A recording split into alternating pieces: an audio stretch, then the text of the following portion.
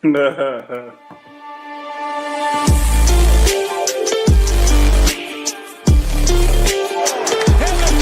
have stolen the lead.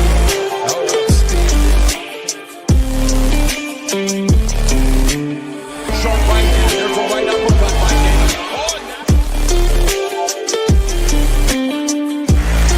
Jackson keeps, gets it, and goodbye.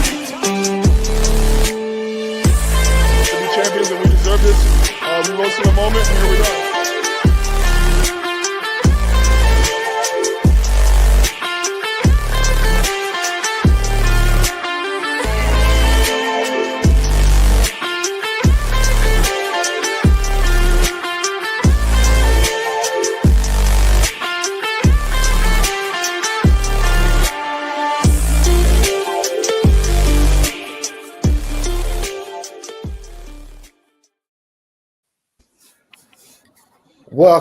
Welcome to the Long Distance Playbook on the 13th of December. As you can see, none of us are in the same location. Chris looks like he's driving.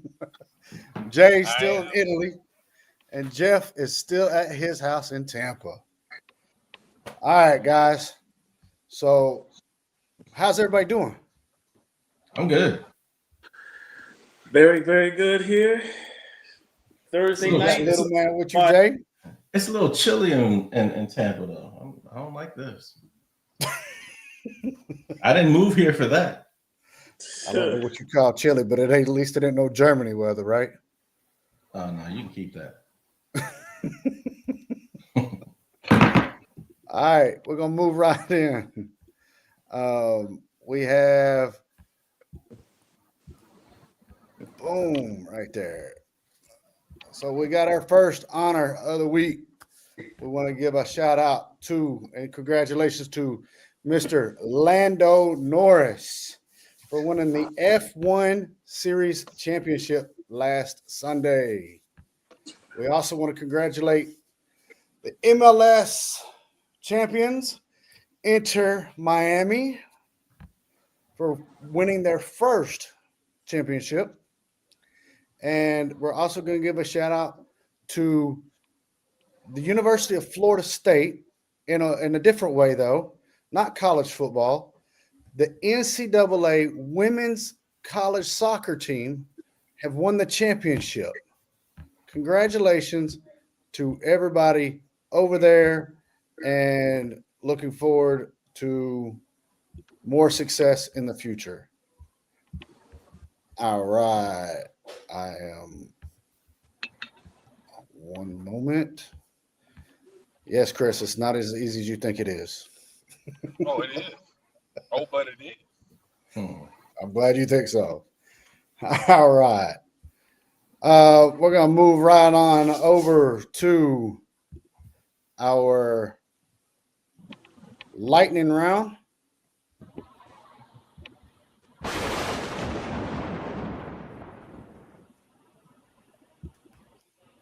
Jeff, what do you got for us? All right, so just to recap a little bit on the Inter Miami winning. So if anyone tuned in, great game for the neutral fan.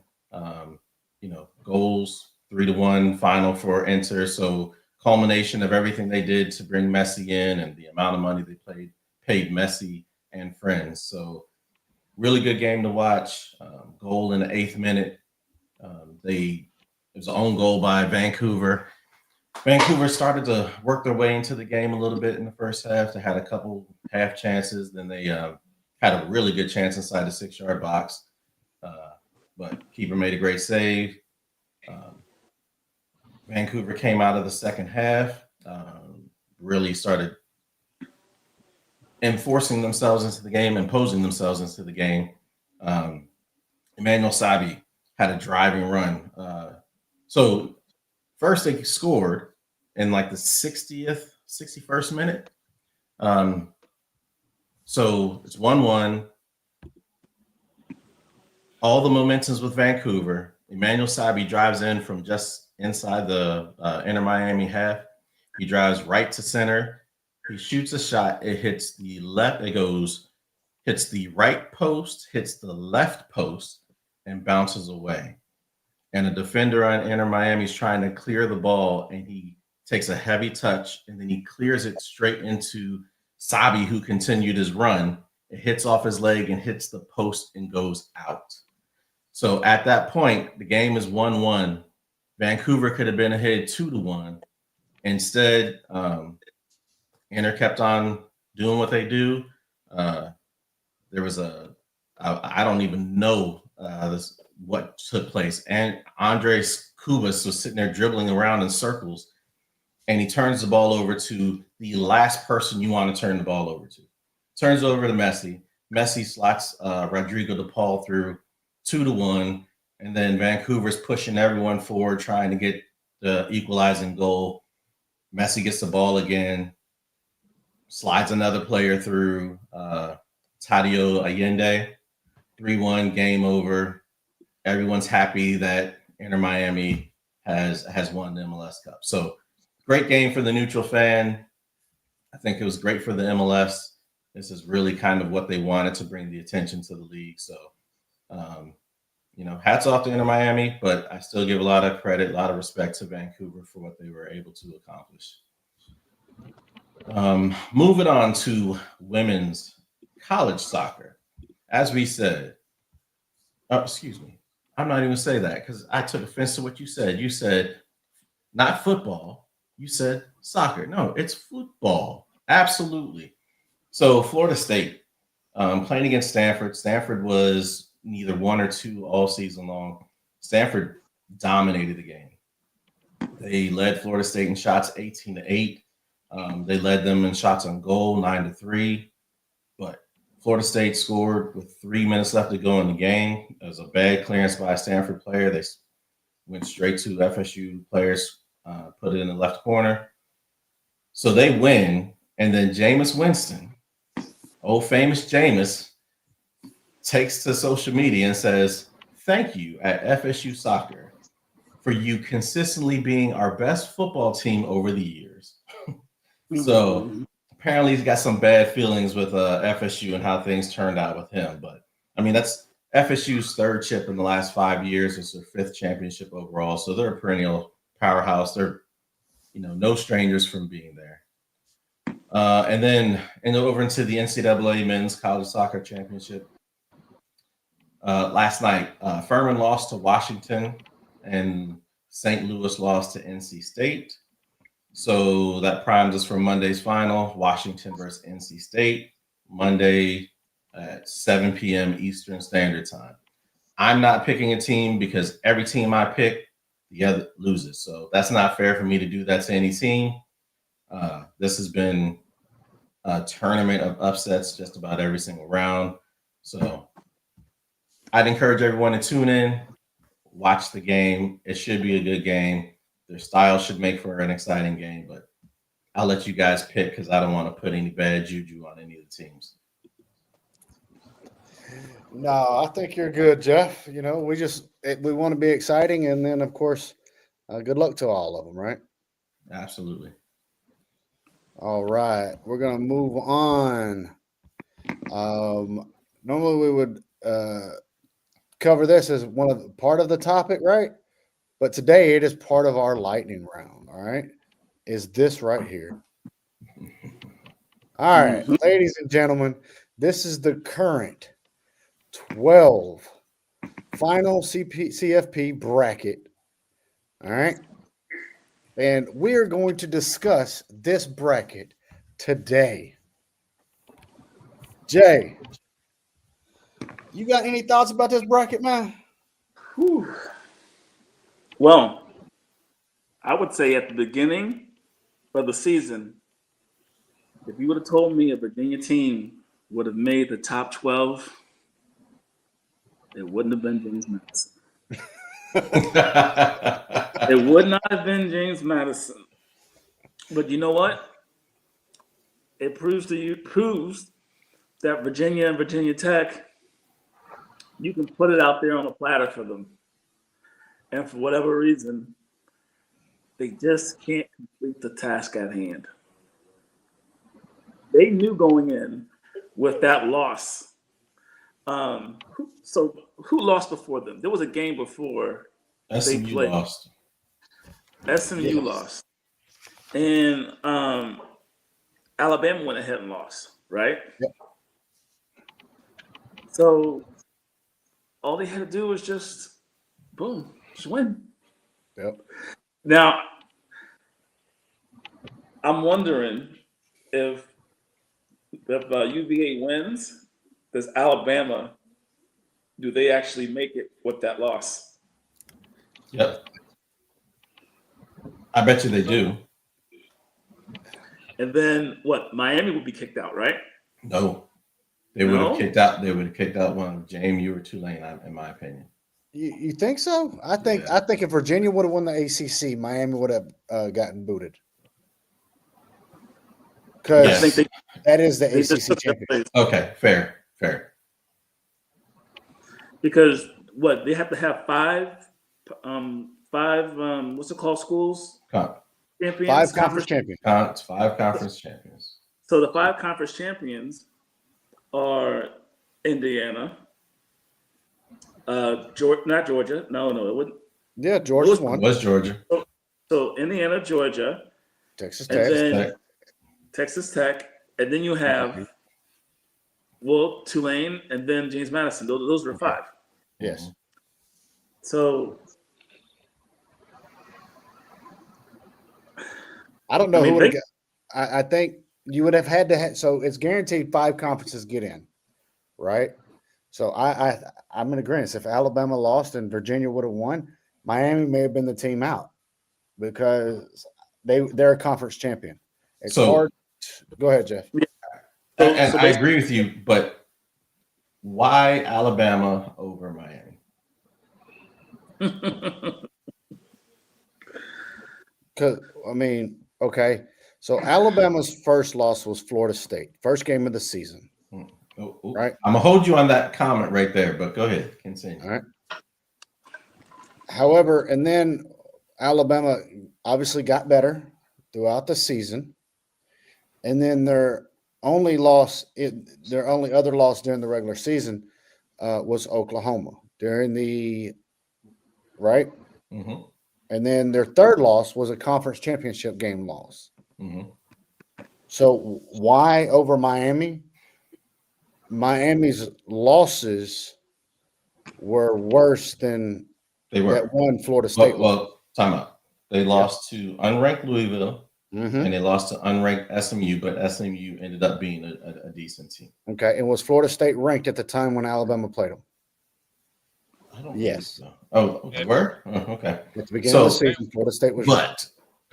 But Now nobody knew what was going to happen with Florida State, right? Nobody knew what was going to happen with Alabama. You never know that until the end of the season, right? sure. So for me, There's always I a don't projection.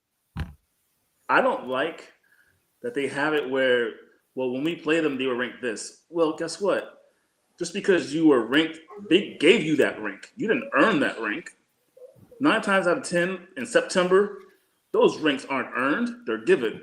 No, they're given And from last slowly- year. Mhm. And yep, slowly but surely, October we understand a little bit more who you are. November, we really know who you are.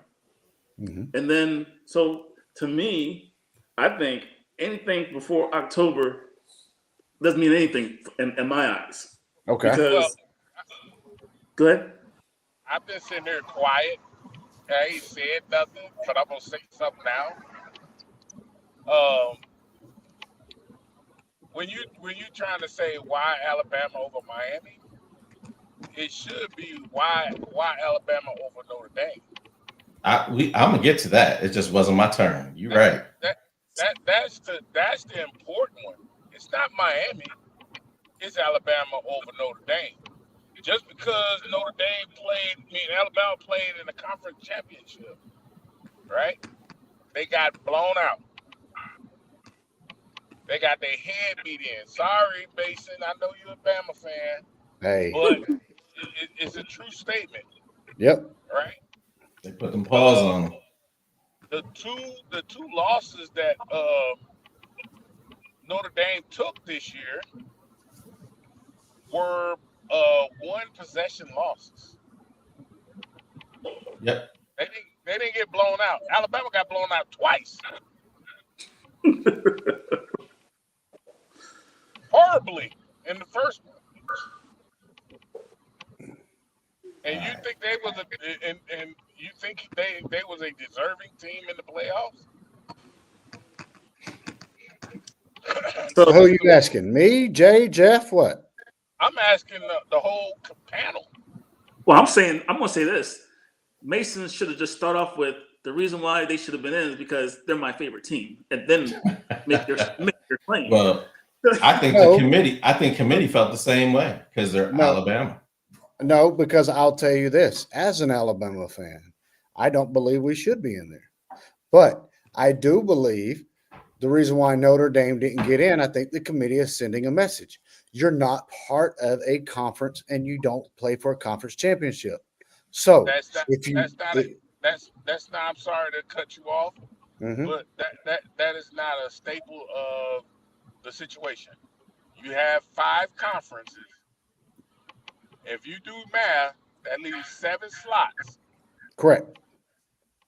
You telling me, once again, you think Alabama deserved to go in ahead of Notre Dame? No, I just said I don't believe they do. But what I'm saying is, I believe the committee's saying if you're a 2-loss team, right? The only 3-loss team is Alabama, and that's Mhm. because of the conference championship. First So time ever. And they weren't. They didn't even win understand their. this. They didn't even win their conference. I can Mhm. see they won their conference and they put them in because of they won the conference at the last and they beat a team that was they beat Georgia. But you lose the way you lost and it's your third loss, man. We shouldn't be seeing them anymore this year. Right, but No, I think the committee took multiple things in consideration. They also took the injuries because no. I don't know. You're feeding the world your your suggestion, Yeah, and I don't agree. And don't get me wrong, I am not condoning the fact that Notre Dame's an independent. But the question is, were they deserving to be in? And if they were, why aren't they in? So yeah. can I take Jeff, off? go ahead, Jeff. All right. So, and I guess first question is for everyone here. Are JMU and Tulane 2 of the top 12 teams in the country? No, So that's the first issue that I have. Because for people to say, oh, we're going to include these teams just because you won your conference, if your conference is trash, why are you still getting the benefit of actually being in the dance? Can I jump in? Yeah. yes, Jay. Because NCAA wants to be NFL, and just like the NFL, you have divisions like the NFC South or the AFC South. Not this year, but they have different divisions. Sometimes they have a weaker division. And the Saints one year made the playoffs 7-9. Mm-hmm. Had a home game. No, At it a wasn't home the Saints. game. No. It was the Seattle Seahawks. Yep. They were 7-9 on the Pete Carroll, 7-9, and they won their home game. Mm-hmm. They even had a home game, played against a team that was 10-6, I believe, Mhm. and that was that the Beastquake. It might have been that one where Marshawn Lynch had that run. Beast mode against the Saints. Yeah. Yep. Yes. So a 7-9, they allowed a 7-9 team not just to make the playoffs, but they were able to host a game. And Right. you're seeing this format break out here in college football too, where you win a conference, it means something, we're gonna put you in. So I don't think. Can I say something real quick? yeah, Jeff? go ahead. Go ahead, Chris. I don't think that's true either. And that was the biggest problem with the 8-team playoff was teams like JMU and Tulane was not getting an opportunity because there's that exact same statement you just made. So the ruling of it this year was, for the new system was to try to get the small guy in and see what happens. Now, what do you think would happen if though one of those two teams end up beating the team that they're playing? You got to take everything that you just said and throw it out the window. Any given Saturday or Sunday, somebody can be beaten. Yep. You All right. understand? So So I think the format is good that they're actually allowing these smaller schools and these smaller conferences an opportunity to play in the playoffs. Now, if they go in there and get beat by 50, we might have to have another conversation.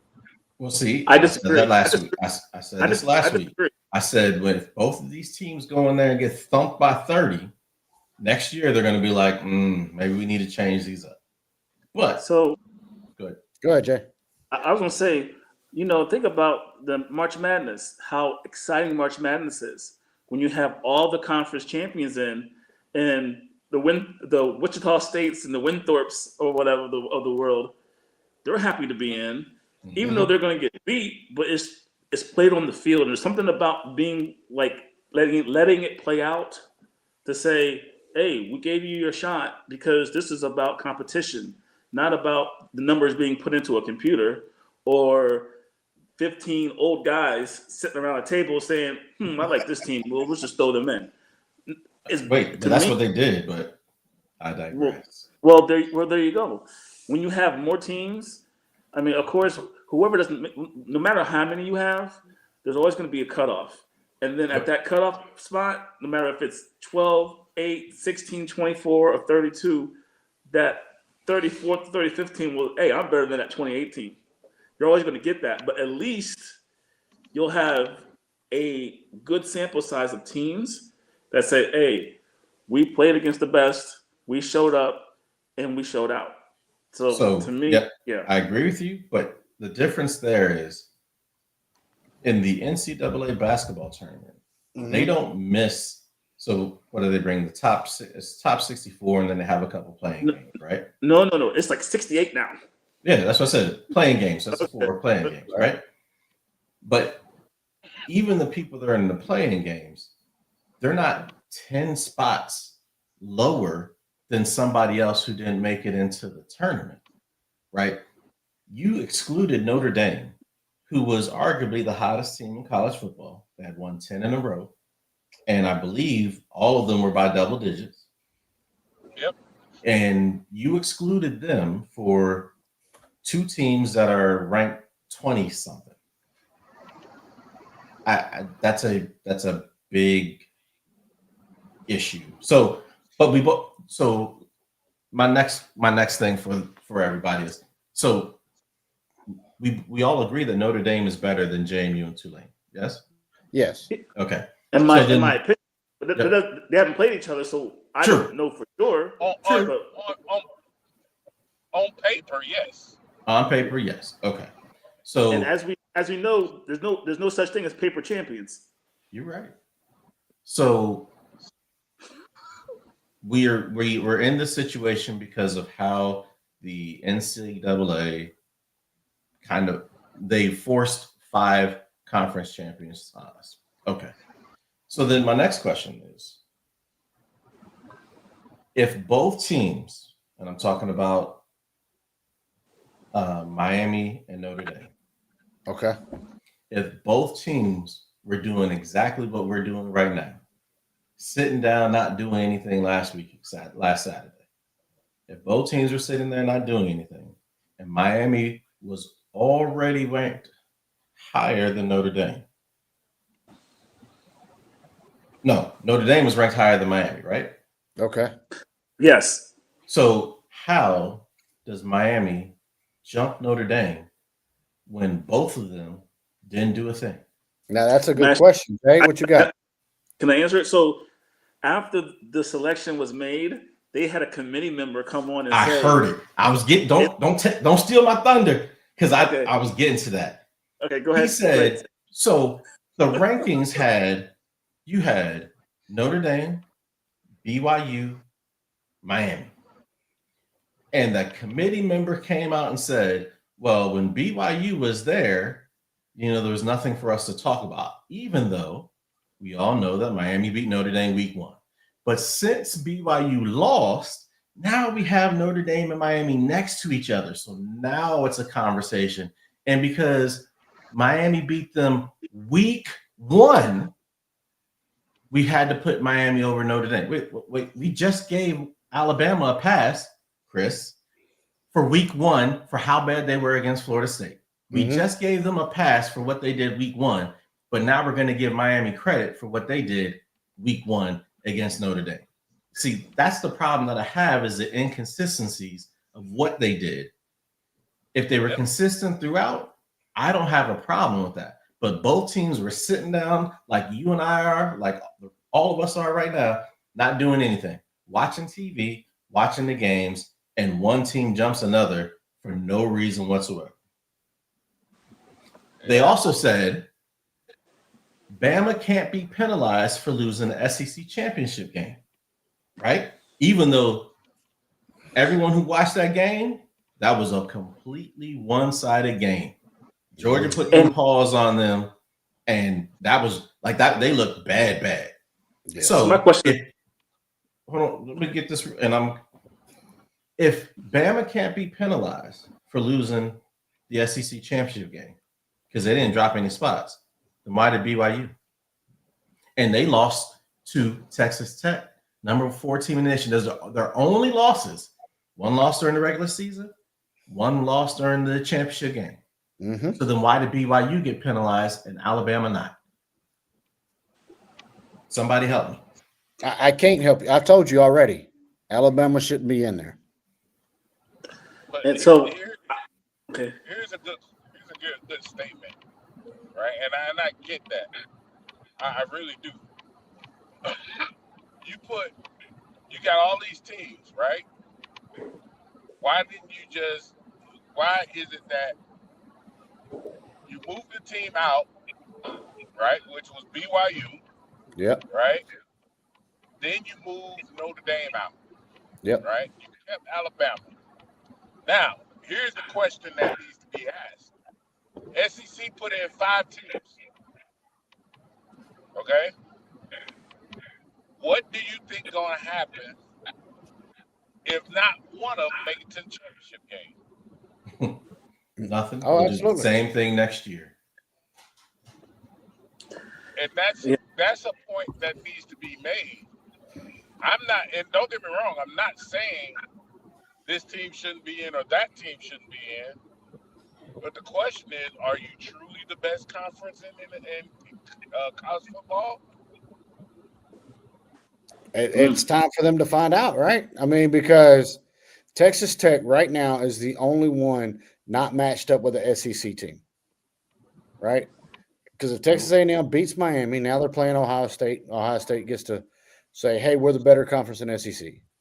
All right, Georgia, obviously, a lot of us think that Ole Miss is going to beat Tulane. So we think Ole Miss is going to beat Georgia, right? And then Alabama, Oklahoma winner is going to play Indiana. That game right there, Indiana's got to play an SEC team, regardless of the winner on that one, right? But Texas Tech doesn't get to play an SEC team, at least not yet. No, not until the semis. That'd be the earliest. Either semis or national champ, depends, right? Because because Alabama or Oklahoma win that game, whoever wins that game, they got to play Indiana. Doesn't mean that they're going to beat Indiana. Absolutely.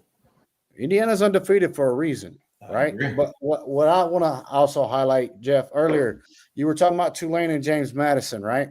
Mm-hmm.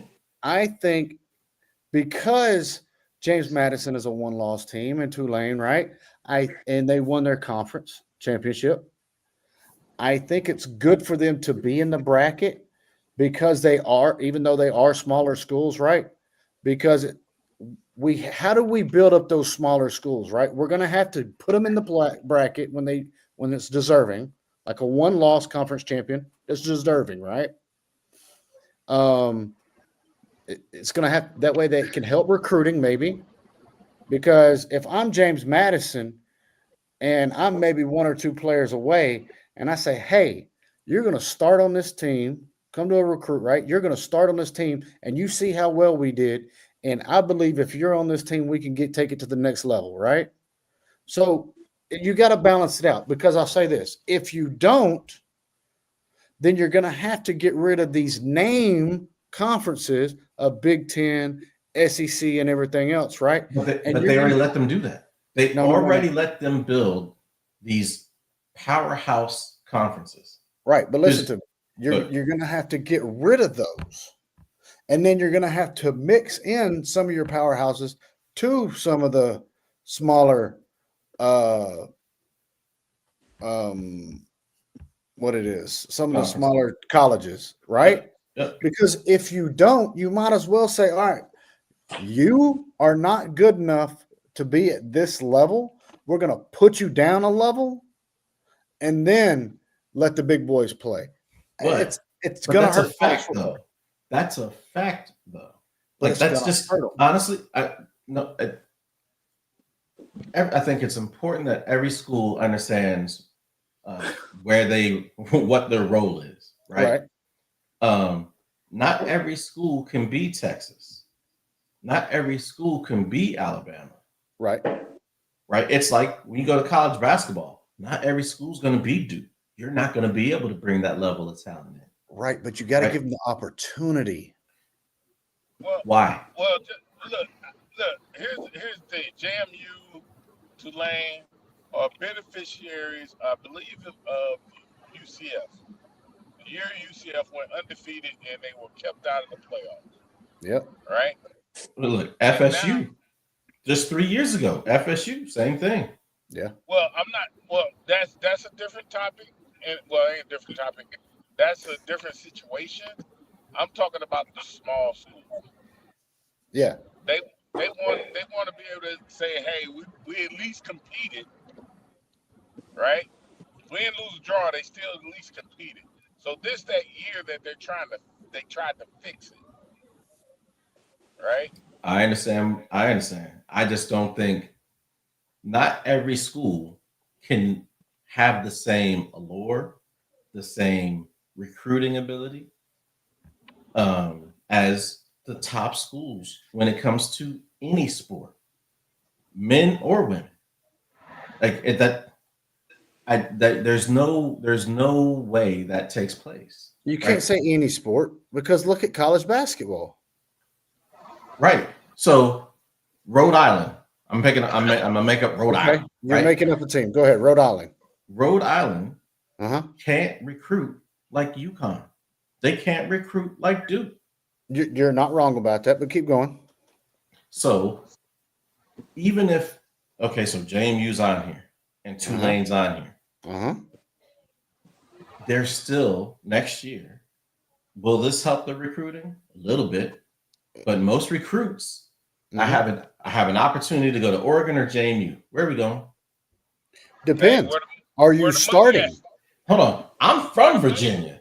Where do we I going? not want to go to the West Coast? Some people don't want to go to Oregon. Maybe. I'm sorry. Maybe. I ain't going to no Oregon.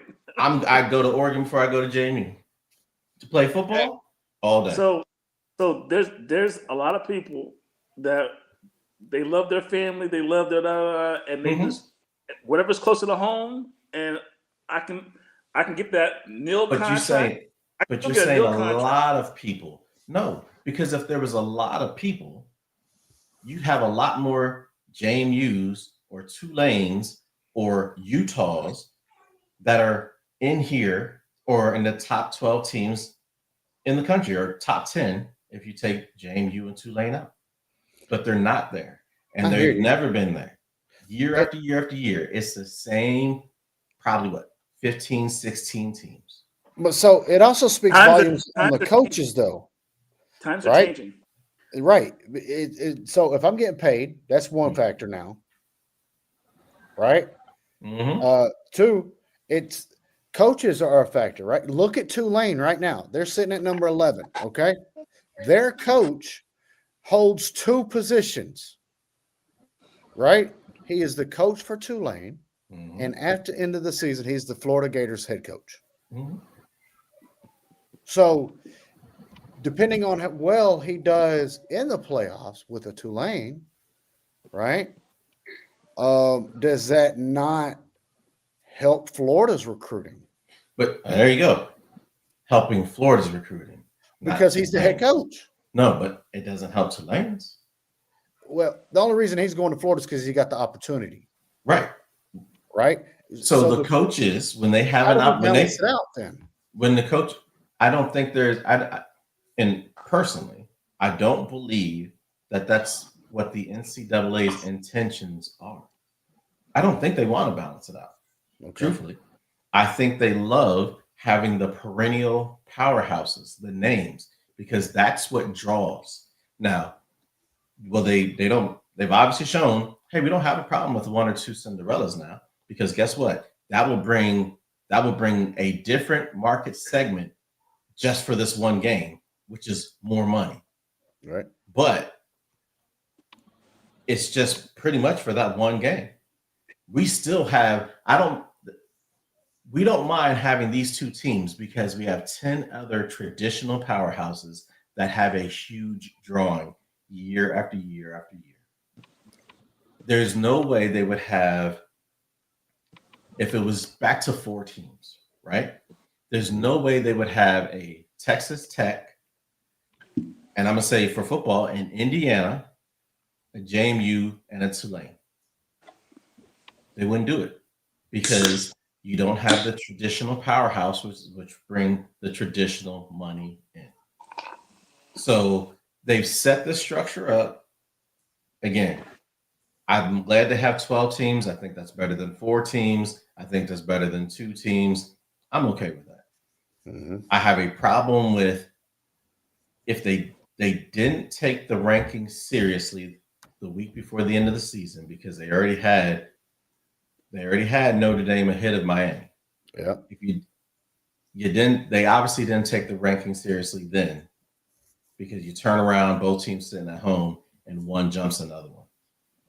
I don't like the inconsistencies that I see with what they did, and it seemed like they were hell bent on getting Bama in. I got a question for you. Yep.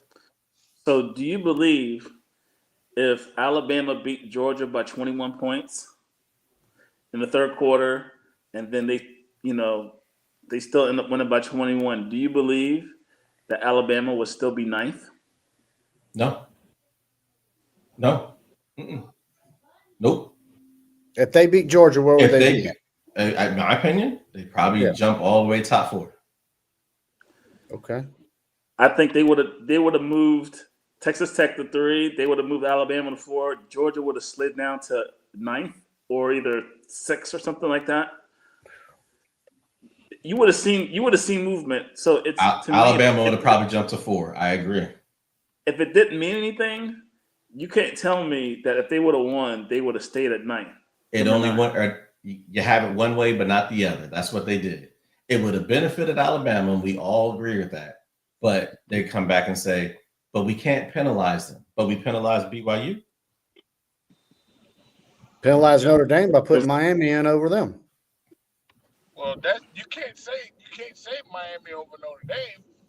You gotta say BYU was put out when they were 7th. They were. I still think. I was going to say I still think head-to-head should mean something if you have the same record. No matter when you play. Okay, so then, but like opponents then should as well, right? Miami thumped FSU later in the season, right? So that's a truer depiction of what that team is now. Mm-hmm. How they played in the middle of the season is a better depiction of what they were than what they were at the beginning of the season. Yep. And you made that point earlier, Jay. Miami thumped FSU later in the season.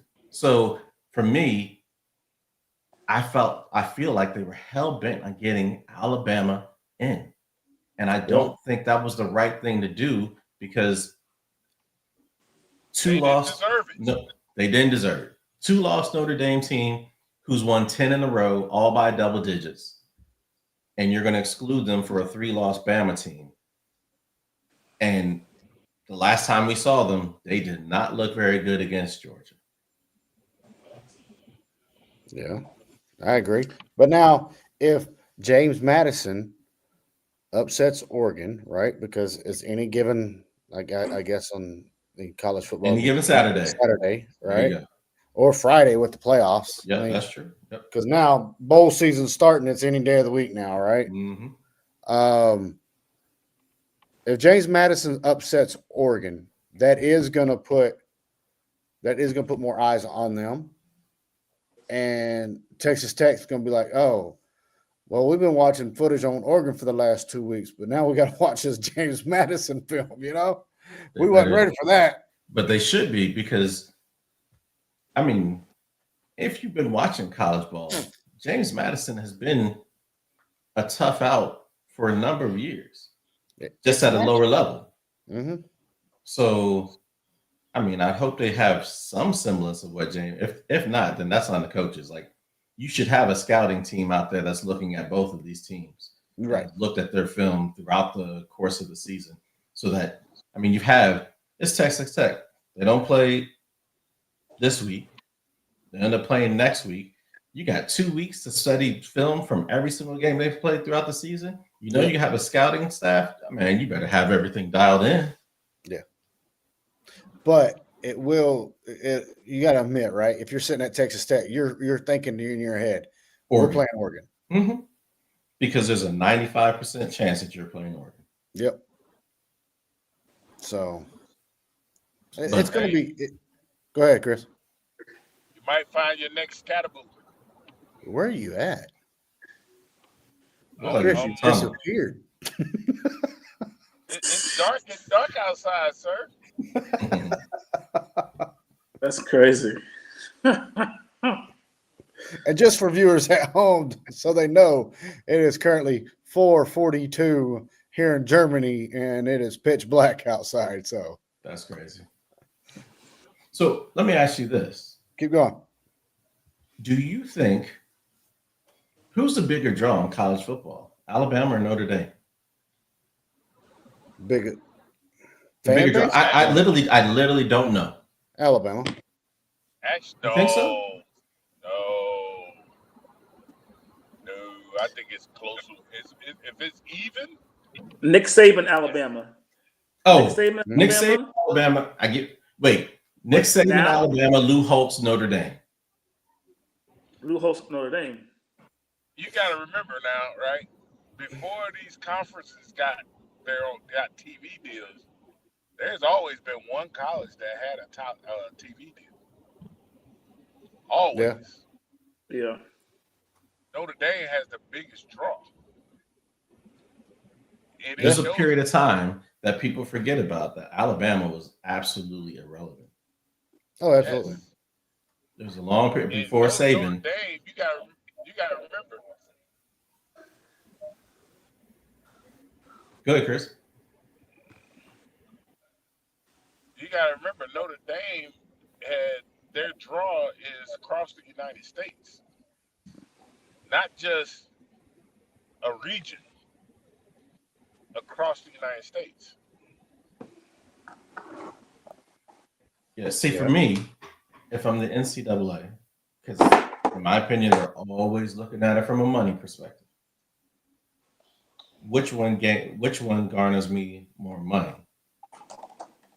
But in this case, it feels like they went after Notre Dame. It's almost like they looked for a reason to exclude Notre Dame, which is surprising to me. They went to punish Notre Dame, and that punishment was. It is sad to see because Notre Dame football has always been independent, other than during COVID, right? So they looked to punish them because they ain't got nobody sitting in. There is no conference for the independent schools, and if you look it up, it ain't very many independent schools. Right.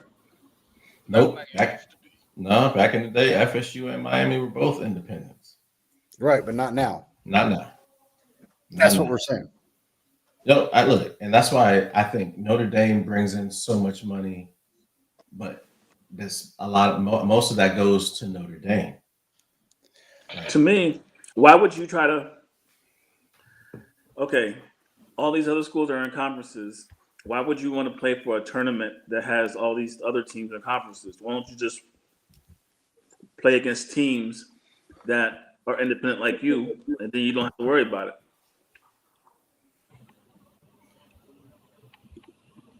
So, well, here's another good question. Notre Dame played the same schedule this year that they did last year. Terrible, terrible. Well, hold on. Time out. Let's not say it's terrible because they have It's some terrible. games. They have some games that they're required. That's their legacy games that they play every year. Man, But forget all that. time out. But they did put Miami and Texas A&M on the schedule. Well, Miami used to always be on their schedule. USC is the only really big school that's always on their schedule. No, Miami used to be on their schedule also. On Notre Dame's schedule? Yep. No. So, can I say this one thing? Go ahead. My biggest gripe with college ball is why I kind of never really gravitated too much to it. Once I got older, it was like, so you mean this as a team, you get to pick who you play? And then, yeah. I said, well, why aren't they playing tougher teams? Well, because they get to pick who they want to play. To me, that's the biggest problem with college ball. When you look at NFL-wise, when you finish at a certain, you got to play a tougher. You are guaranteed to play a tougher schedule the next year because you're supposed to be the best, so you should be playing better teams.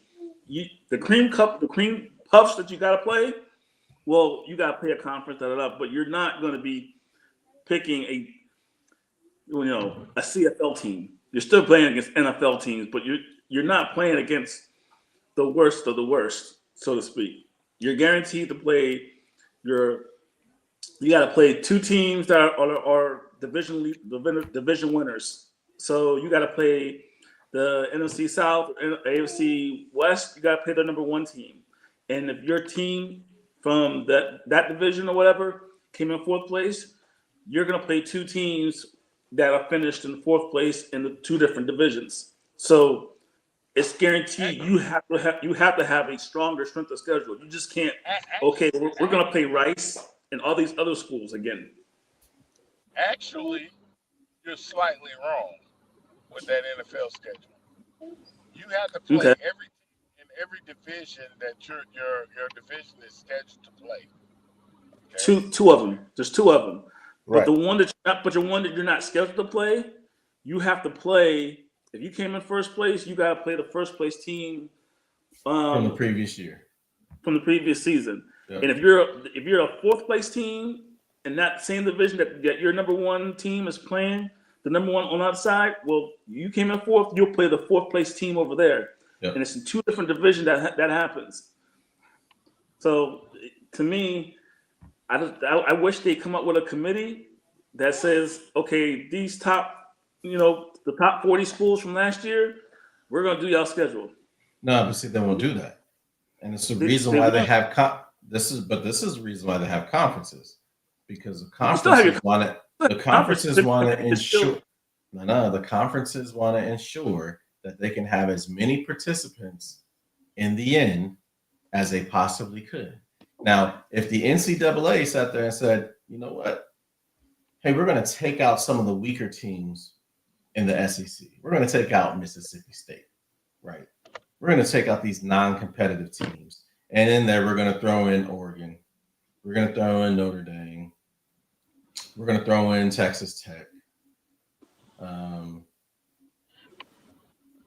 Because we that doesn't benefit the SEC. That doesn't benefit any conference. I think it does benefit because your bottom five from the SEC will play the bottom five of the other conferences, and then the bottom five of the SEC records will be better, and they'll have a better chance of playing for the SEC conference championship. Yeah. See, you think of basketball. That's what they do in basketball, right? Yep. Because they have the ACC Big Ten Challenge every year, right?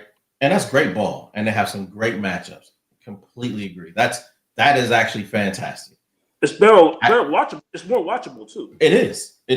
But those games don't matter as much than as football games do. You only have a 12, 13 game season in football.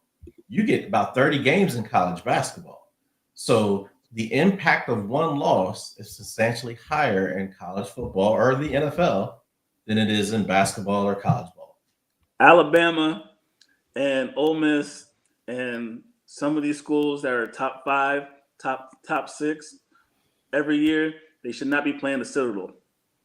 Citadel should not be on your schedule. No, but see, the SEC they justify it because they say, look, we play death row when we're getting through the SEC. Yeah. So when we're not playing the SEC tournament, we need to have off weeks. But those off weeks are good too because it allows other players to play. Right? Well, question for y'all real quick. Do you think college football should have a commissioner instead of, because right now they don't have a commissioner. They should. Yes. They should. Absolutely. Right. And then I think they should have a not a commissioner, a true committee, a unbiased committee. They already have a committee, and it's not working. No. Non-affiliated with the conferences, but understand football. But how do you do that? But I Because don't think somebody has to pay somebody to do it. right. Right? So it's like, and I'm using a different analogy. If I go look at Motor Trend, right? And I'm looking at, I want to know what the best truck is. Right. Usually the best truck, or the one they know they say is the best truck, is usually the people who have sponsored them or given them the most amount of money. Yep. Year after year. So if someone has to pay this non-affiliated people, they know they're getting their paycheck from somebody. Well, so here's, I guess, my other question to that, right? Charlie Baker, he's the NCAA commissioner, okay? And this goes back to the Notre Dame thing of not being in a conference. Basketball, Notre Dame is in a conference, okay? Notre Dame's in a conference in everything except for Football. college basketball, except for college football. Right. Every other they're in the Makes ACC. no sense. Yeah. Right. So here's my question for you, right? Is the committee feeling pressure maybe from the commissioner of NCAA saying, hey, I want to force Notre Dame into a conference in college football? And No. I don't know. It doesn't matter. Notre Dame's going to continue to do what they're doing right now because it benefits Notre Dame the most. Yeah. Notre Dame bring in so much money Yep. independent from their TV revenue because they play every one of their games on NBC. Right. Mhm. And think about it like this. If I'm Notre Dame, I don't want to do that. I just saw what happened to FSU and Miami. FSU and Miami were giants, independents. And they thought, let me go to the ACC. I'm going to have guaranteed money. These contracts for the ACC will be great. We're going to win. FSU, you win one side. Miami, you win the other side. We'll play each other for the championship every single year. Everything will be great. What happened? They haven't played each other not one time for the championship. Both programs have fallen off substantially. Now, Miami seems to be what happens when you have competition. That's when you have structure. So time out. No. Don't be scared. You better jump in there. If you good, prove it. It's so the problem that they have is, wait, I'm a bigger draw. This is like prize fighting. Right. If I'm the bigger draw than you, I deserve a bigger piece of the cake. You don't deserve the same amount as me. I'm generating the interest. Generating the interest. Every conference wants Notre Dame. Notre Dame is the pretty girl in the room. Mhm. Everybody wants. Why? Because they got the most money. The moment they join a conference, they lose money. Yep. They're not Well, going to join a conference because of that. okay, keep the money. But don't cry when you don't make the playoffs. Just take the Well, money. Hey, they guess have, what? Cool. We didn't make the playoffs. No problem. Guess what? We're good. you We're just good. Well, no, hold a second. No, they ain't good. Because their Okay. guy came out and said, you know what?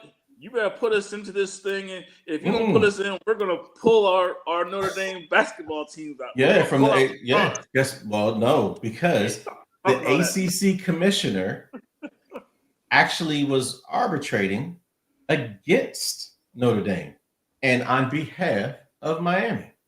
Uh-huh. So he's like, "Oh, if you are going against us, then why should I have my other sports here when you are Hey. not doing what's in our best You're not interest?" Yep. So I would expect him to. If he didn't do that, I'd say we need somebody else. So what about this? Will it be? Because the NFL has been notorious for this, making phone calls. Hey, we're taking such and such off the table. We're not gonna sign this player. Da da da. Oh, you mean Shedeur Sanders? Oh, my bad. Not that. I'm talking about just different free agents like Mm. T.O. and Mhm. some of the other players that have played, and then once like we ain't signing this dude no more. Mhm. So what happens if college commissioners get together, like the NFL owners, and like Notre Dame's out. We ain't playing them until they join us. Boom, we ain't going there. They're gonna have to play against them scrubs. Let them play Navy, let them play Rice, let them play those schools, Mhm. and we'll make sure they won't be in the top 50. No, We're even done with them. no. See, you overplaying your hand because That's even if that's they gonna- played, go ahead, Chris. that's going to discredit their playoffs. You're going to have. You think it was an uproar when they were doing 8 and 4? That's going to discredit the playoff system as a whole. You know It's what? already being accused of being rigged. I don't think so. With one team, that's if it was like 4 teams that were like Notre Dame caliber, I would understand that. But What? they'll So make look, an example out of Notre Dame, and I think the fans would kind of side with the conference commissioners, saying that we don't want them here because they're just trying to go around playing against tougher competition by not being in the conference. And I think that a lot of the fans will be like, you know what, I'm okay with Notre Dame not being in because they want to supersede everybody else, or they think they're better than everybody else. They don't Because have to be they in are. the conference. But okay, let them go join the AAC then. Yeah. Then what? Then they win the ACC. No, I didn't say ACC. I said AAC. AAC. Okay, I said ACC. Okay, but so if they join the SEC, hold on. I like that statement, Jeff. And then what you do, because if they go undefeated there, now you can't say they ain't in the conference. Mm-hmm. And then what you gonna say? Oh, it's because the conference weak. Mm-hmm. That's exactly. That would be the next excuse. what are you talking about? You saying if Notre Dame would what? If Notre Dame joined the AAC. Not the Atlantic You Coast see? Conference. You see? The That American facial expression right Atlantic there just Conference. said it. The No, next no, thing no. was come up. Why y'all playing that weak competition? No. And I guarantee you this: if they would have joined them, then like boom, they would have give them their respect. And I guarantee you that more teams, better teams, would join that conference. No, I'm in agreement with Jeff. I think Look, people how many would be teams are looking at stuck in Notre the Dame Big Ten? saying your conference is Seriously. weak. How many teams are in the Big Ten? 40. That's not. I'm about to say, look, it ain't 10 anymore. No. I have a good statement. I have a good point because you're bringing up conference now, right? Yeah. Why? And I'm asking you directly, Jay. Mm-hmm. Why did Nebraska leave? Nebraska, Missouri, Texas A&M, it was another team. Colorado. Why did they leave the Big 12?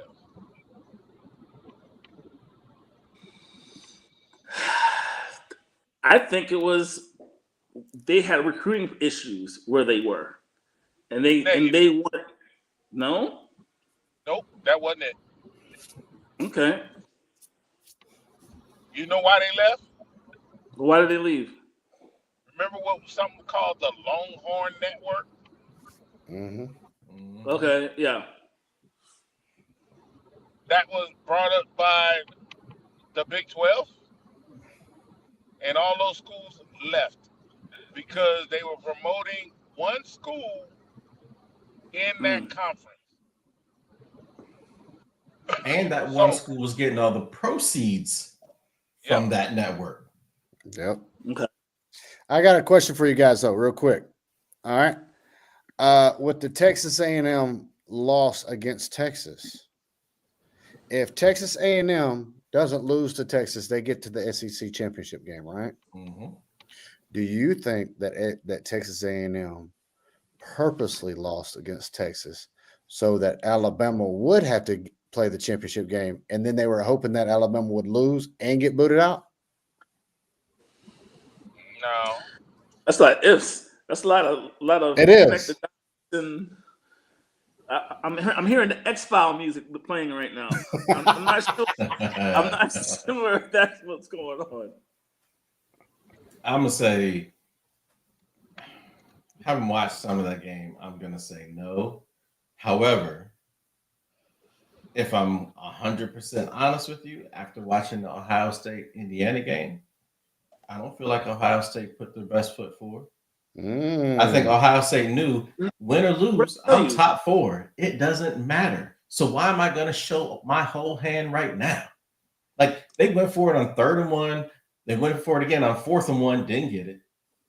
And then they drive back down, and they're like, all right, we'll kick a field goal. And then they missed the field goal. Like, there were so many things in the game where I'm just kind of like, this game is close. Why not just take the points and just – Hey, and Jeff, with that comment, there's a chance that Indiana and Ohio State meet again. And if they do, it is going to be for the national championship. I think Ohio State knew we ain't going anywhere, but we won't drop any further. If we drop down, we'll drop to 2nd or 3rd. We're not going to. So why show our whole hand right now? Yeah. That's interesting, right? So when I said this last week, you looked at me like I was boo-boo the fool. Who? Last week, I said that Ohio State has nothing to play for. They really don't.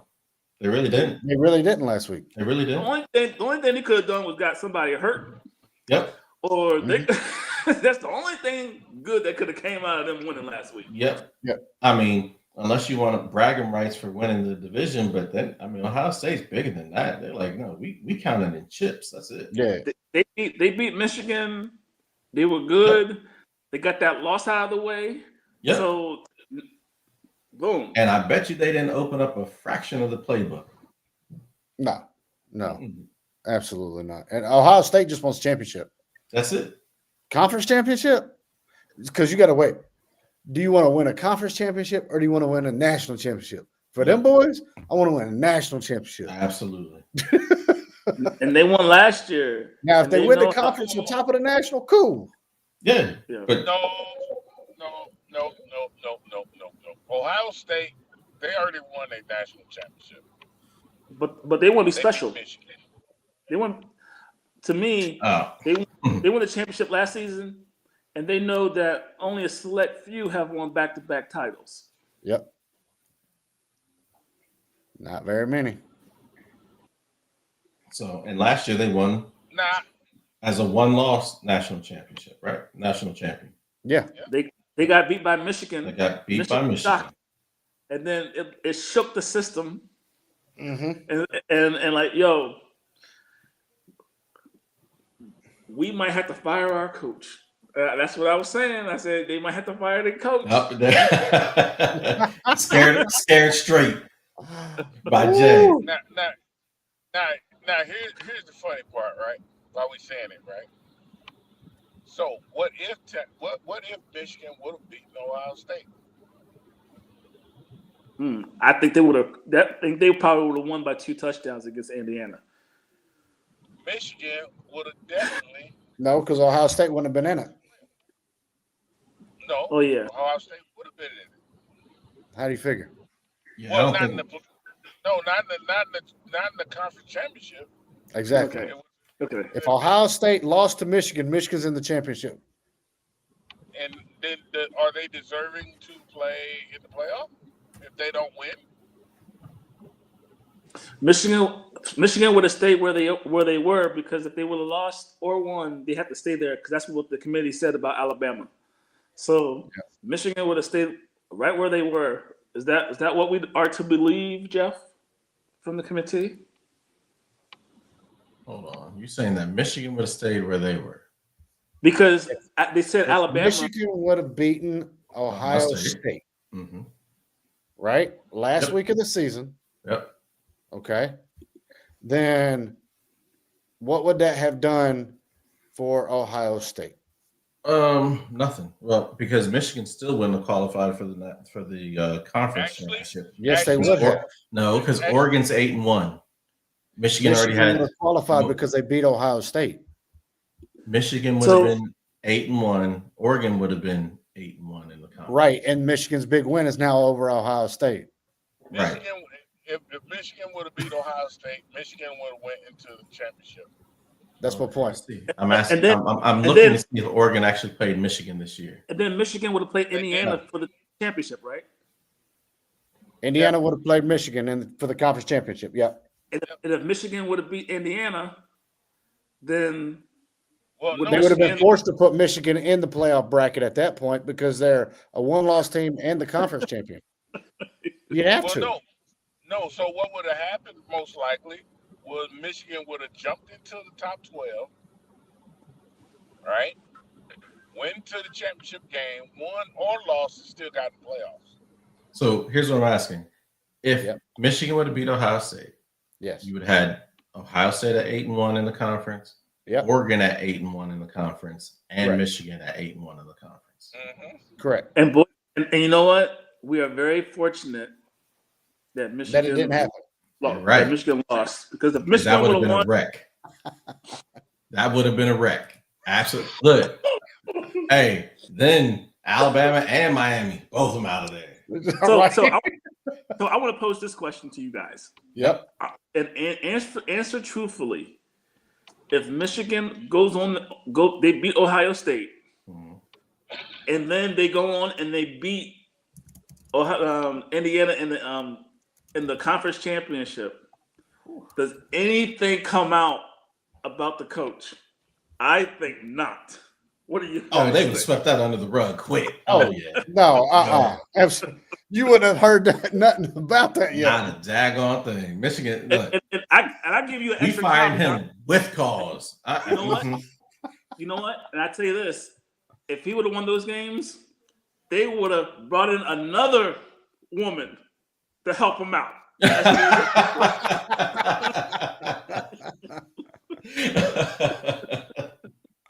Oh man, hey, absolutely, it doesn't come out. No, Not in the slightest. They would have swept that under the rug so quick. They'd have been like, "Yo, we're not even doubling her salary. We quadrupling her salary. We're gonna make sure this hush money is right." She was making how much? Hey, no, she's got her own NIL deal. That's right. She went from 58,000 to 90,000. She'd have gone to 58,000 to like 2 mil. There you go. We're good. Put her on the payroll. I mean, she was at least going to make a quarter. She'd have made a quarter mil because they would have made sure that hush money was good. And by the way, sign right here. That's an NDA. That's right. Sign right there. We're good. Coach, keep doing what you're doing. Let us know if you need anything else.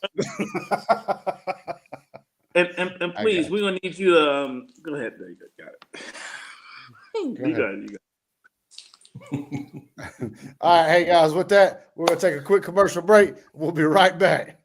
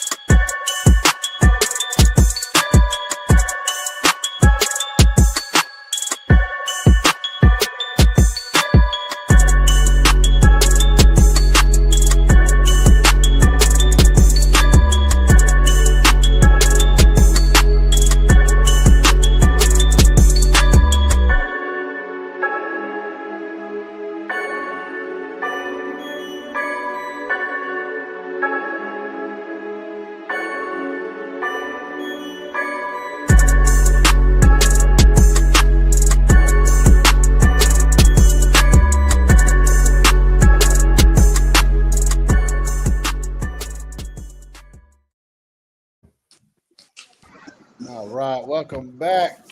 Welcome back. So we're going to move on over to, may have seemed like our main topic, right? We talked about that playoff bracket, but now we're going to talk about the little college football that is happening this weekend. All right. First up, we have our military university, shall I say, right? The Army at the Navy. Navy But won this before you game go last there, year. aren't you gonna put up the slides of the college You, football? you You just blew by that like. Pew. are we sensitive or something, Chris? Come on Sound now. like it. All right, so here we go. Chris, myself, and Jeff all went 5-4. Woo. Our guy in Italy, Jay, locked it down at 7-2. Our guest went 2-3. Not bad. With that, big change right there. Jay is now the leader at the college football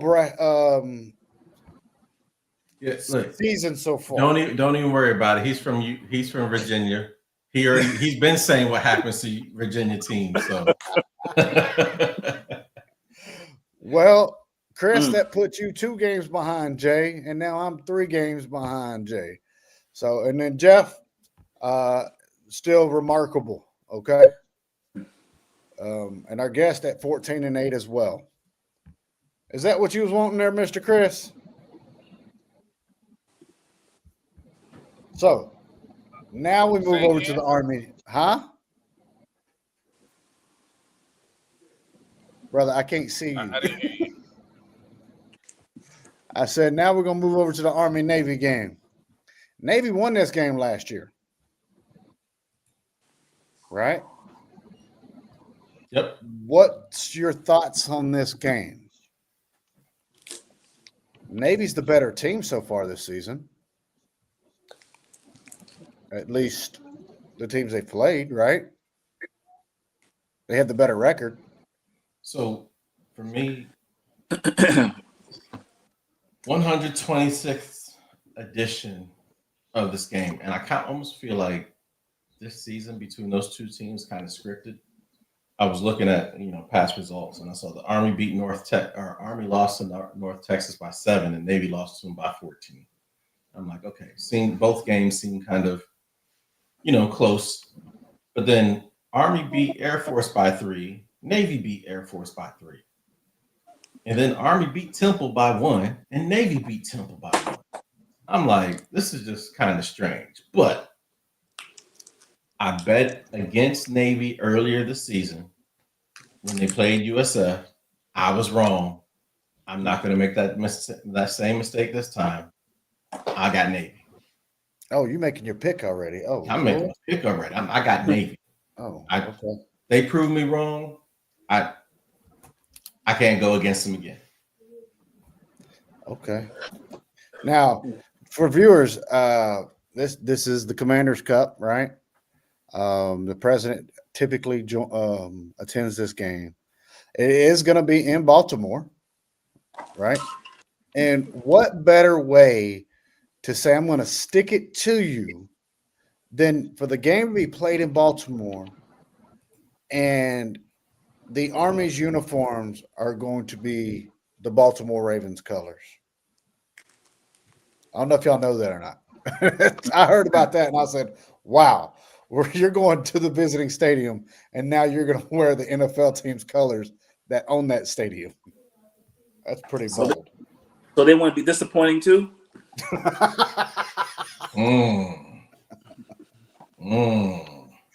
It lines up with what the current NFL team's doing, right?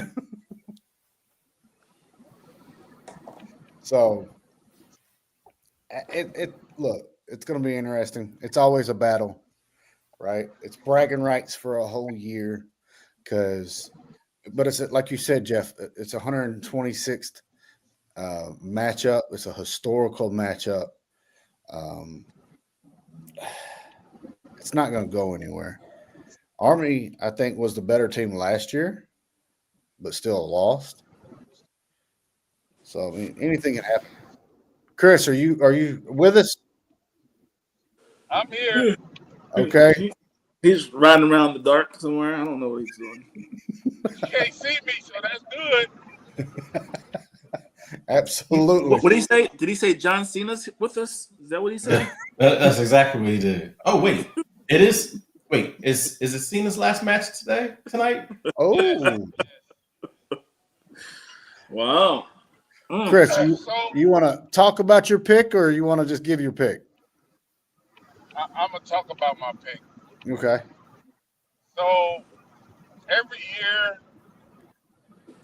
each team come up with some special play that the other team hasn't seen. They keep it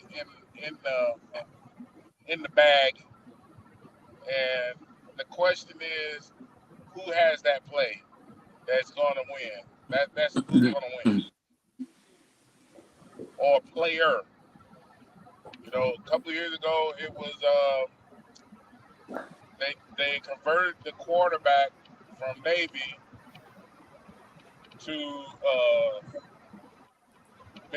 converted receiver from Navy to play quarterback, and Army didn't have an answer for it. So it's going to be a good question.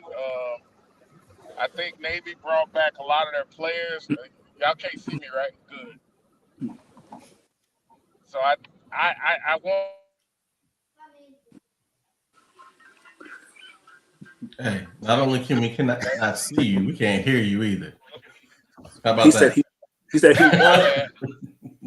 won't, can't, don't. Hey, I'm going. I just went through a tunnel. Okay. Yep. So before I make my pick, I want to say this. Okay, y'all ready? Yep. Go Army, beat Navy.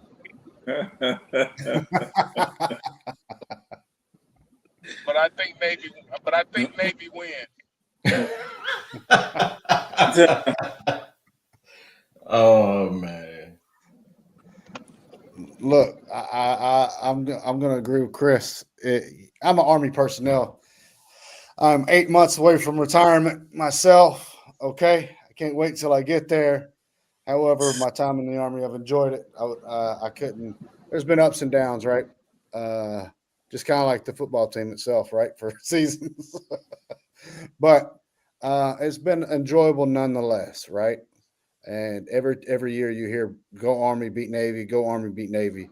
It wasn't until a couple of years ago that the Army actually beat the Navy, and I was like, "Hey, that we can actually do this," you know. Now we're not consistent with it, obviously, but I might say, "Go Army, beat Navy," and I'm going Army. Oh, he just changed your pick. That was last minute. He just changed that pick. How? I ain't got. Were you nothing always to going to say. go Army? Huh? Were you always going to go Army? Yes, Okay. absolutely. All right. So, you know, I'm an Army guy. You're an Army guy, and for all the soldiers that have been Army, Navy, we we always tune in. We always appreciate the hard work and dedication because they have their restrictions that they have to have that's different from regular college athletes. Yep. So it's a it's a privilege, it's an honor to be on these teams. And when you tune into these games, you can see all the shipmen and all the soldiers come in and the cadets pile into the stadium, and you see, the camaraderie, and it brings, both Army Navy together for one day. And it's a great thing, and everybody remembers the first time, once you're in the Army for the first time, and then you're sitting around the table or you're sitting around the barracks or the local warrior zone or whatever they called it on base, where you can get beer and you can sit and watch games and stuff. Everybody's rooting for. If you're in the Army, everybody is pulling for the Army too. And I can only imagine what it was for the Navy guys. But once you get away from all the noise and start looking at these teams, you're like, ugh. There's a huge difference between these rosters. So I'm gonna take off my Army hat and think objectively, who's better? And when I see Navy, I see Navy's team. They beat some team that didn't have they weren't even in a conference. They got beat by them. Oh, it was Notre Dame. Notre Dame beat them. But they're in no man's land, so they don't count. So we won't throw out that Notre Dame game because they didn't even know where they were coming from. The East, the West, the North. I don't know. They didn't know who this Notre Dame team was. Some Irish leprechauns were just jumping on the field, and they were just confused that day. So we're gonna throw that out. They played South Florida, who was 9-3, or not, ended up being 9-3. Navy beat South Florida. Then they went on the road and they beat Memphis. So to me, that's a hot team playing against. They won the last 2 weeks, and I think they won't be confused by the offense because they have the same offensive style. So that's not a difference. That's not going to be something that's going to be out of the norm for them. Navy's at home. I think Navy is going to beat Army, and we're going to delete this footage of me saying that. But you wrote it down, so I don't have to say it no more. There we go. That's my pick. All right, so I'm the only one going Army. Interesting. All right, so then there's a bunch of meaningless games we talked about, right? The bowls are going to start up next week, right? All right, we made a decision in our executive production meeting that we're not going to pick those games, not because they're not meaningless, because it's just teams that we really don't know a lot about, and we don't want to disparage those universities, okay? Because what they've accomplished making a bowl is very worthy on them. However, there is one major game before our next show, and that is one of the hot games we've been talking about. Alabama at Oklahoma. Chris, are you still with us? Yep, I'm here. Okay. I mean, we can't tell. Shut up. It's hard to beat a team twice in this season. It's almost impossible. Who told you this? That's not the rule, man. The rule is it's hard to beat a team 3 times in the season, not 2, 3. So, if anybody, if you remember the last time these two teams played, it took a bad play call to stop Alabama. Plus, they didn't take field goals that they should have took. I think they learned from that mistake and win this game. I'm taking Alabama road. Oh.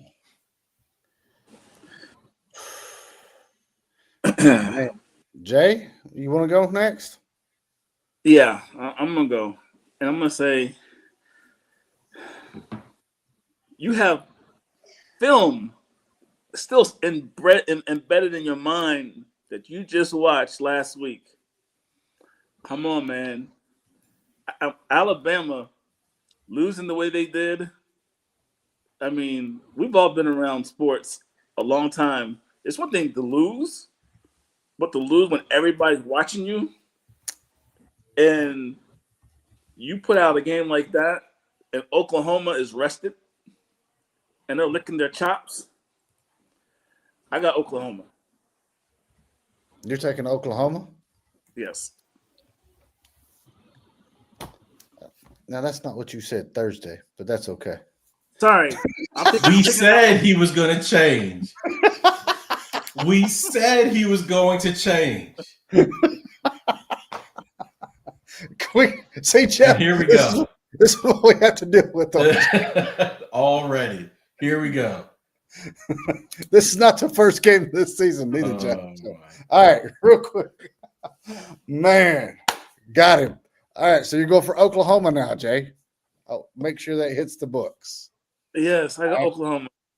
All right. Here's what I'm gonna say. Alabama lost to Georgia. We had a lot of players injured. All right.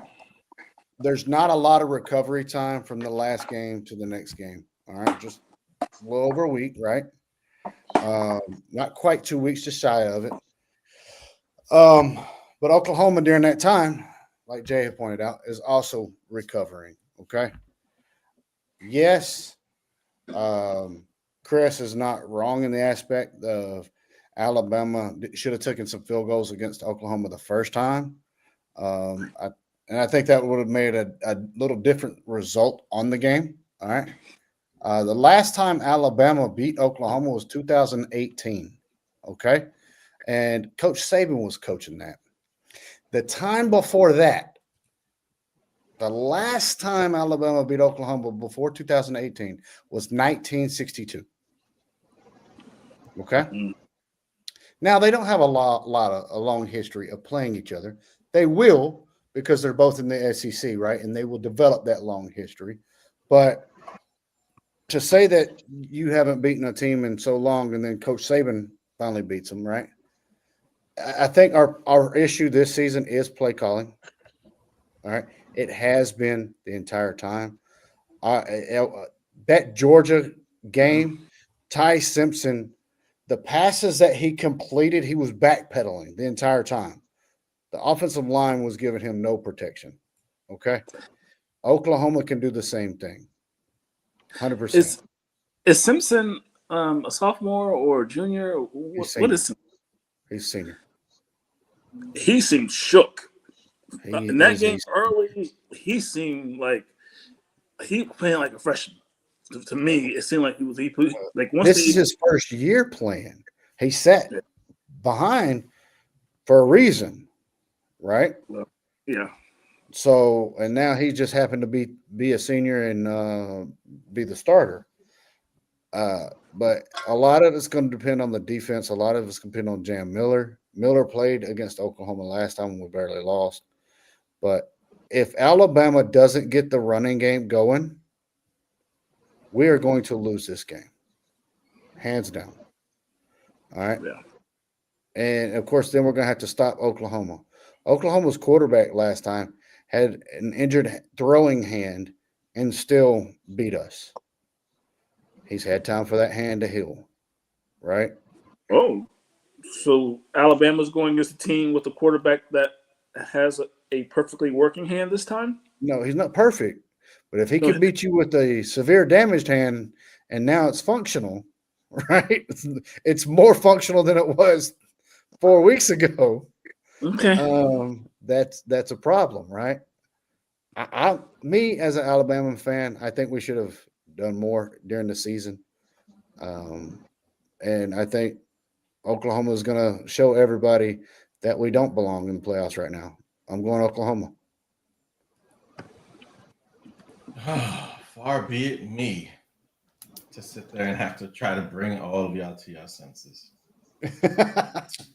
So, watching the last game, Alabama doubled them in yards. Like they basically ran from the 20 to the 20. Mm-hmm.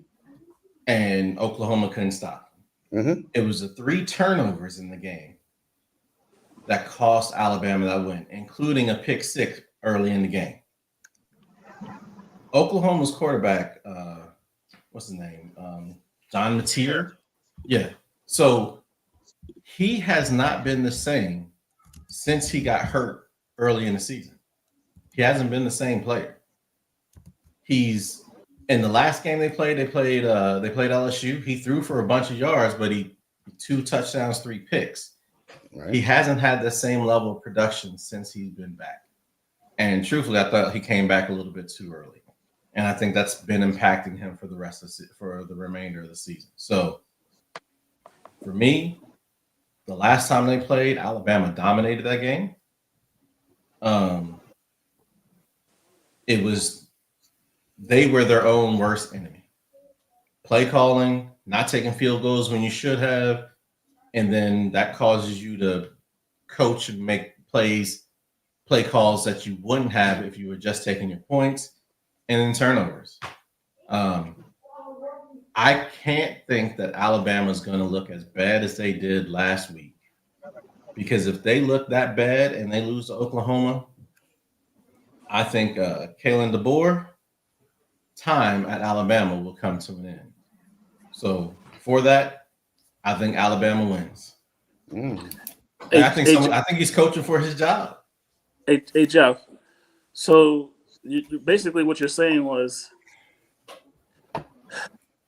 Oklahoma had a lot of yards. Alabama had a lot of yards. Yep. Alabama had a lot of turnovers.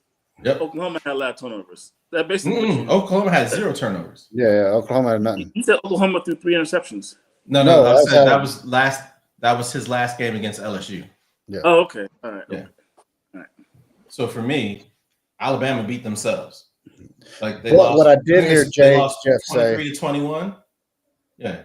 What I did hear Jeff say is if Alabama loses, he's calling for the firing of Caleb. I didn't say I was calling, because guess what?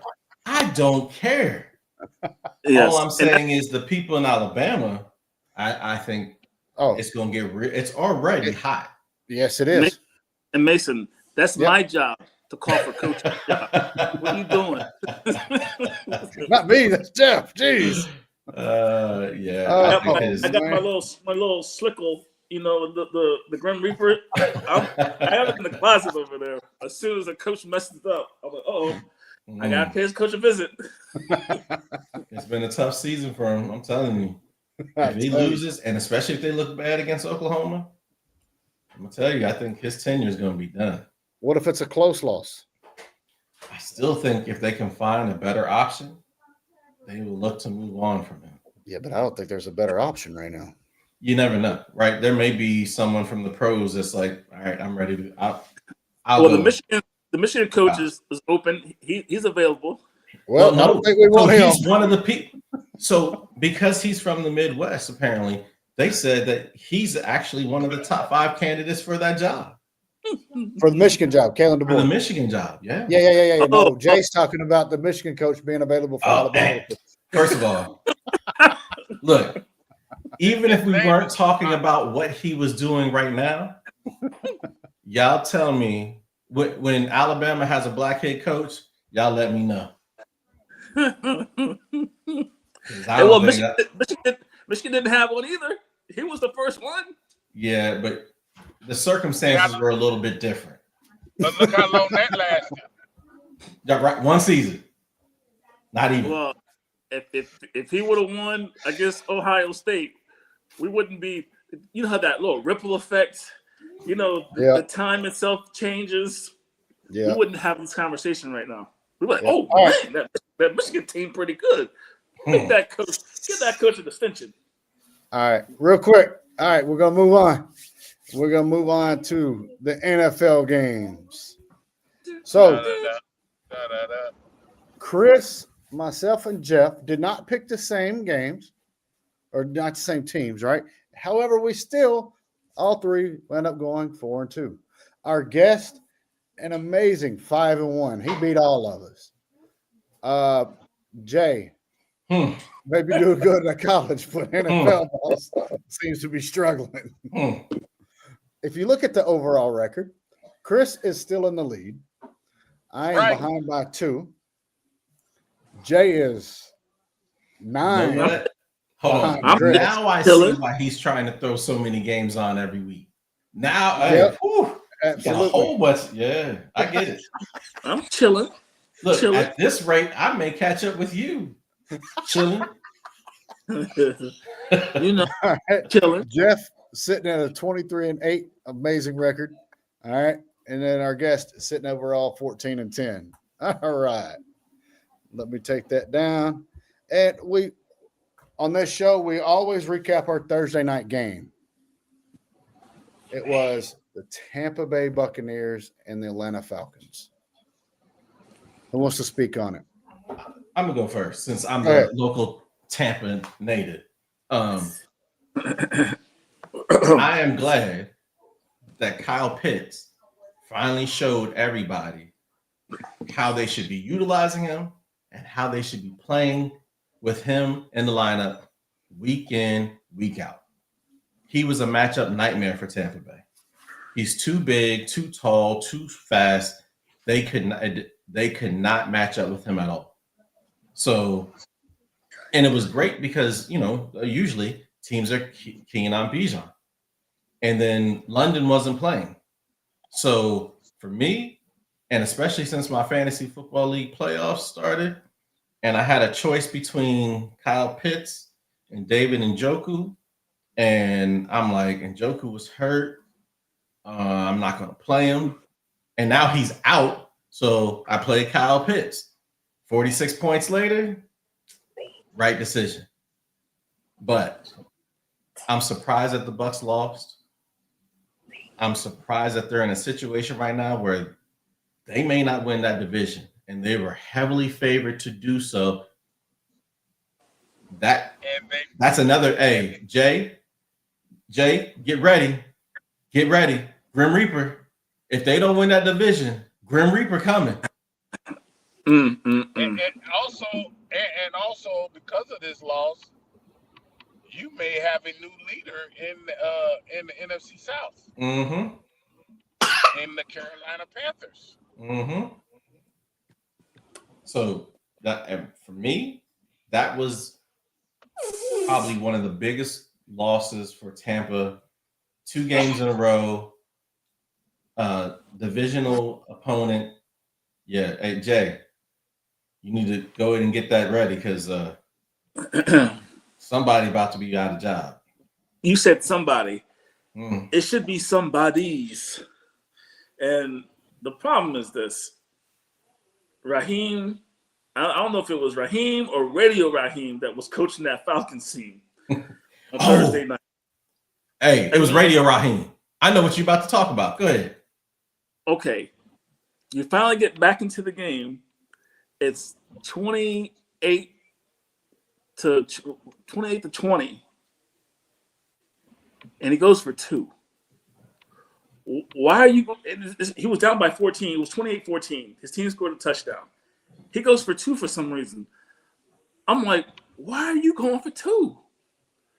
So, of course, they don't get it. They're down 28-20. And then they come back. They play good defense.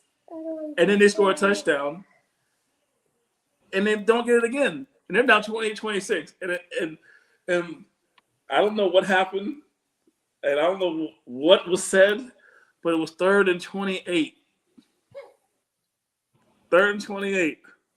And Kirk Cousins, of all people,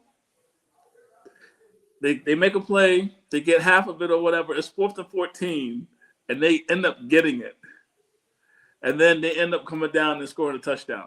I mean, not to score a touchdown, but get the field goal for the win. So they end up winning 29-28. But Todd Bowles, he's supposed to be a defensive-minded guy. Yep. How do you give that up? How do you just not score anything? The big thing about the Tampa Bay Buccaneers was saying, hey, we've been cruising. We were just waiting to get Bucky Irvin back. We were waiting to get Chris Godwin back. We're waiting to get Mike Evans back. Yep. And we're going to foam like Voltron. Oh, man, it's going to be – we're going to bring – well, you can't foam like Voltron wearing them uniforms. They did, though. They did. They formed like the Cars, not the Lions. There you go. It was the Cars, not the Lions. and them creamsucker uniforms, you didn't win anything in those uniforms, and you didn't win anything on Thursday night. Them old ghosts and skeletons from the past reared its ugly head. And you let the Falcons come into your spot. Do y'all know what makes that even worse? The Falcons had 19 penalties in the game. 19. And they just committed another one. And they still won the game. They just committed another one. 19 I don't think I've ever seen that in an NFL game before. And win. Right. So, actually, not even in win. I don't think I've ever seen it in an NFL game before. Right. I don't think so either. Win, loss, or indifferent. I don't Yeah. think I've ever seen something like that before in my life. Go downstairs and open the door. Let me see. Okay. So, I mean, what's the adage? If you're not coaching it, you condoning it. Yeah. Something's wrong there. All right. So the most penalties ever in a game is against Oakland Raiders, against the Tampa Bay Buccaneers in 2016, and the Raiders had 23. Ooh. Did they win? I don't know. I'm gonna look that up real quick, guys. Y'all keep talking. Yeah. Hey, Jeff. So, They did 30-24. How about that? you think you're confusing the team? I guess penalties wins. Apparently. Yeah, gotcha, Jay. Apparently. All right. Enough. I mean, look, you get 23 in a game and you still win, and then Atlanta gets 19 and win. Hey, the key to success: get a bunch of penalties. That's right. No, not really. Not really. Look, it can't be just little. Like, it's got to be way out there. Right? Like, you can't get 5 or 6. Now you gotta be 20s. 20. Right there floating around 20, you know? Unbelievable. Imagine the coach. Hey guys, it's halftime, right? Guys, we only got 3 penalties. We got to get 17 more. If we want to win this game. I can't believe it. That's crazy talk. 19 penalties. Never heard of. Never. Like, that is ridiculous. All right. Chris, did you have anything else on the game? No. All right, we're gonna move on. We got our first game up. We have the Bills at the Patriots. This is the division game, right? New England sitting at the top. They could lose and still be sitting at the top. So is Buffalo, do they fix their things and get New England? Guys, I think New England is on a serious path, right? To me, there's very little negative to talk about the Patriots this year, right? Great coaching, players are executing exactly what the coaches are telling them to do. And for that reason, I'm taking the Patriots. Yeah. Pats have won 10 in a row. I think Vrabel's done a fantastic job with the Pats. Even though I feel like Pats screwed Gerard Mayo over. 4-13 with a rookie quarterback, and you let him go. I mean, but law of averages says 10 wins in a row. They're due for a loss. If the Bills and Josh Allen want to show everybody, hey, Josh, Chiefs are down. You want to be that guy? I need to see it. So I'm picking the Bills. Okay.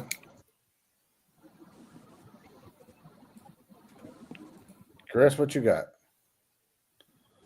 Okay, so Bosa's back. I think a couple other key injuries coming back. I think Josh Allen has finally figured out how this offense runs normally. And I think Buffalo wins this game. You think Buffalo with us? Okay, I got you.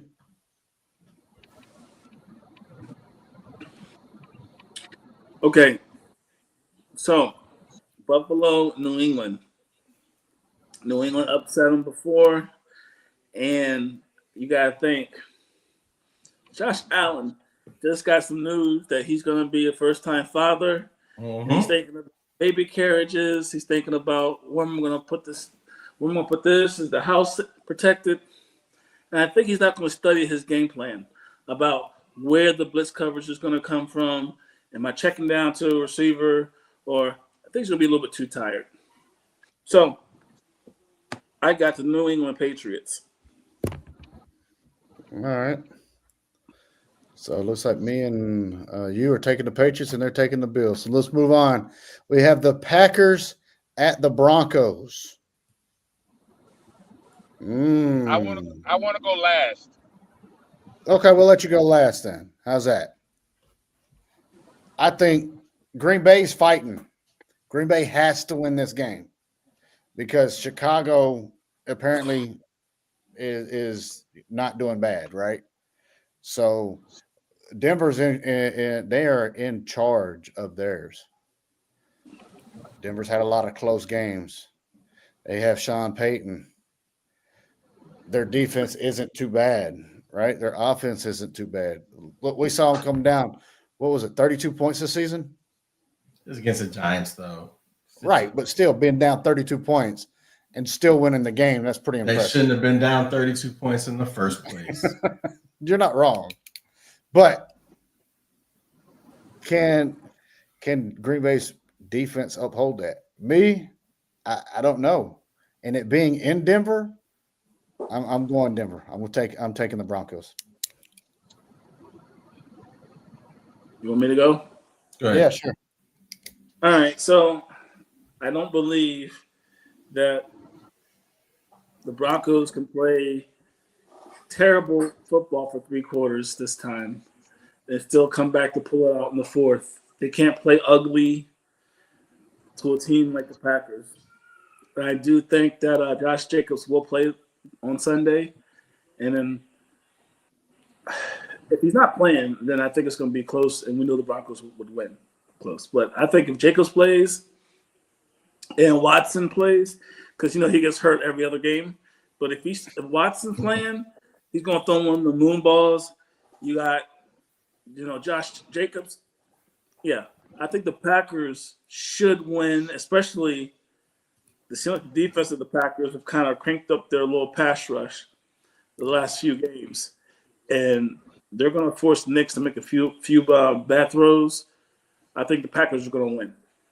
Okay. So, again, same thing. Broncos won 10 in a row, law of averages. They're overdue for a loss. I think Micah Parsons, Rashawn Gary, they put that pressure on Bo Nix, cause a turnover or two. I got the Packers to beat Denver. All right, so you got the Packers beating Denver. Got it. All right, Chris. So there's a reason why I went last. So my partner in the car with me is a diehard Bronco fan, and he is staring a hole in my head right now. I think y'all missing one key factor here. Patrick Surtain is playing. When Patrick Surtain is playing, he shuts down their number one receiver. I'm going with the Broncos to win close. All right. That's the only way they know how to win. Moving to our next game. We have the Lions at the Rams. Woo! Yeah, I know, right? In LA, I'm taking the Rams. I got the Rams. I got the Rams. I don't know if the scoreboard gonna hold up, but I got the Rams, baby. I hear you. All right. Uh-oh. Jay, what you got? Oh, I said the Rams. No. We got some breaking news. What you got for us? We're moving over to the Colts and Seahawks. All right. What's your breaking news? Time for me to go in. We have breaking news out of Indianapolis, Indiana, where the Colts have named Phillip Rivers their starter for Sunday, making him the 44-year-old wonder to come in and hopefully salvage the Colts season when they play this week against the Seattle not the Supersonics, the Seattle Seahawks. Well, that's the last time he played. They were the Supersonics, but okay. All right. With that in mind, I'm not sure if the images I saw of Phillip Rivers was AI or not, but he been eating. it looked like, when Mike Tyson fought Roy Jones Jr., he looked a little different. Yeah. Mm-hmm. It looked like, he's Phillip a grandpa Rivers now. became Ben Roethlisberger. Yes. And I think that Seattle defense is fierce, especially at home. Yeah, I got Seattle. Okay, you got Seattle. Jeff, who you got? I got the Seahawks. I think Smith and Jigba's been just ridiculous. I think Sam Darnold has been fantastic. For me, Phillip Rivers is going to be weighed down by his weight and the 10 kids that he brought to Indy. So I got Seahawks. All right, Chris, who you taking? Hey, Phillip Rivers is the first NFL player to be a grandfather and play in the NFL. Okay. Let's take that. Let's take that in a little bit. So you're saying he's going to have grandpa powers on Sunday? Is this what you're telling us? Hey. Sauce Gardner is out. He's on the IR. I don't see the Colts winning. Okay, so you're taking Seattle. Seattle, yeah. Okay. Look, Phillip Rivers, he's from my hometown. I watched him play in high school. He's right up the road. He played at Athens High School. Okay. Do you have 10 kids too? I do not. I have 2. However, it is common in my area. I'll tell you that. But with that being said, he's look. We grew up in the same area. He's a couple years older than me, right? I watched him in high school, but let's be honest, right? 1 week playing back with players that you really haven't seen in a while, and Seattle's on the move. I'm taking Seattle. All right, next game. We have the Panthers at the Saints. Panthers beat the Aints. Okay. Panthers. Okay. He pounded. The Saints just beat the Buccaneers.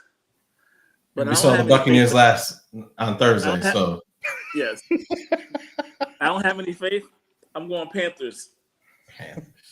Look, I'm going Bryce Young and his that former Alabama player, Panthers. Quick, clean sweep again. All right. Ravens at the Bengals. Bengals. Oh. So I got 2 Bengals. Burrow threatened retirement. So let's see what happens.